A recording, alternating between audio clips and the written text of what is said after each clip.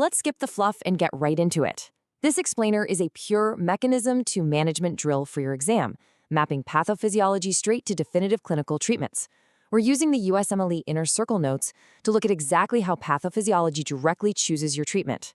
Here is our roadmap for the drill. We are going to decode pathophysiology across 4 key domains: pressure, ischemia, source control, and then wrap it all up with some rapid drills. Starting things off with Section 1, pressure and obstruction. Let's look at mechanical failures. Look, you just cannot fix a structural space issue with a pharmaceutical patch. The broken mechanism is physical compression, so the treatment that directly reverses it is mechanical decompression. Simple as that. Check out this image of a cardiac tamponade. You can clearly see the alternating QRS amplitude here, electrical alternance. The electrical axis swings back and forth because the heart is literally physically swinging within the fluid. The broken mechanism is right ventricular collapse from physical fluid pressure. Because the mechanism is physical compression, temporizing support is IV fluids to increase right-sided preload, basically keeping that ventricle open against the external pressure.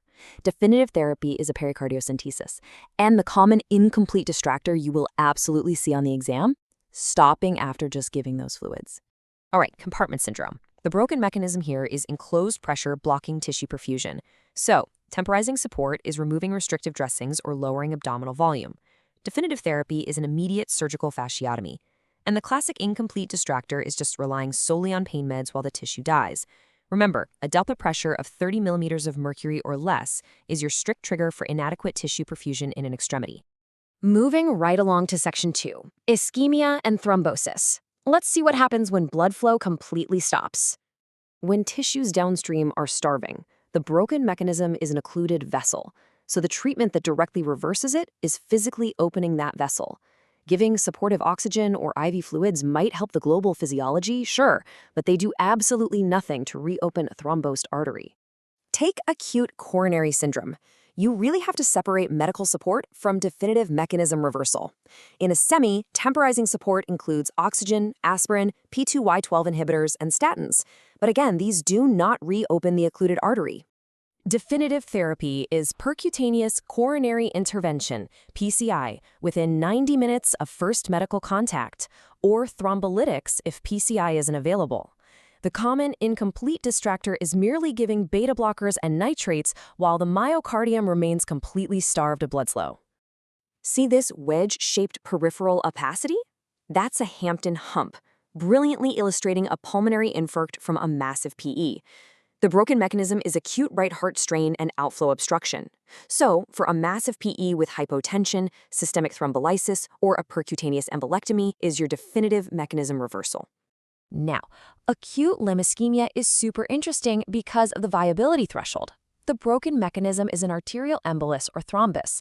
Temporizing support is immediate empiric IV heparin. Definitive therapy is surgical revascularization for a threatened limb. But an absent venous Doppler indicates non-viable tissue, which completely shifts your definitive reversal over to an amputation.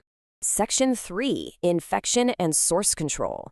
This is where relying on antibiotics alone becomes a dangerous exam trap. Antibiotics are great for treating circulating microbes, but they cannot penetrate a walled-off abscess, they cannot unblock a stone, and they definitely cannot revive dead tissue. The broken mechanism is an obstructed infectious pocket or necrotic tissue, so the treatment that directly reverses it is physical drainage or debridement.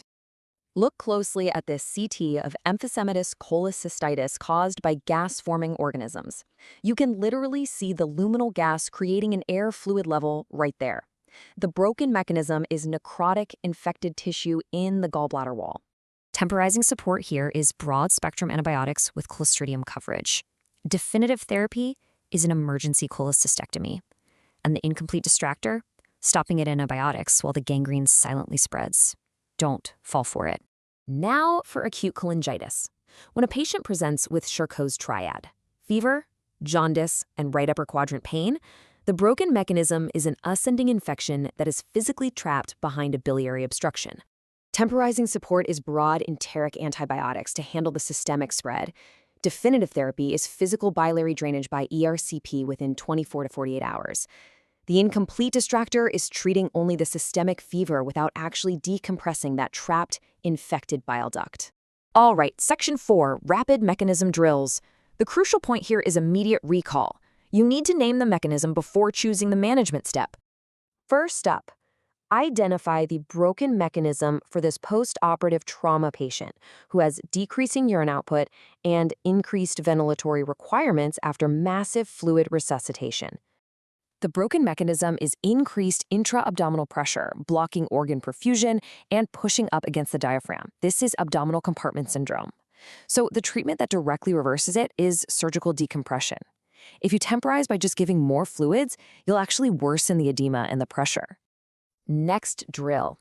What is the physiologic reason you must avoid a certain standard drug class in an MI patient presenting with new onset heart failure and bradycardia? The broken mechanism here is inadequate pump rate and output, resulting in cardiogenic shock. So beta blockers are a huge exam trap because they will further depress myocardial oxygen demand and completely crash an already failing cardiac output. Finally, let's consider this dual mechanism nightmare. You are managing a patient who requires ongoing local thrombolysis for a threatened limb, but they suddenly develop a massive PE with cardiogenic shock. The broken mechanism threatening immediate life is acute right ventricular collapse. Therefore, systemic shock requires immediate reversal with systemic thrombolysis, which completely supersedes the localized protocol. Correctly identifying which mechanism causes immediate mortality is the absolute key to mastering clinical management. And that wraps up our drill for today.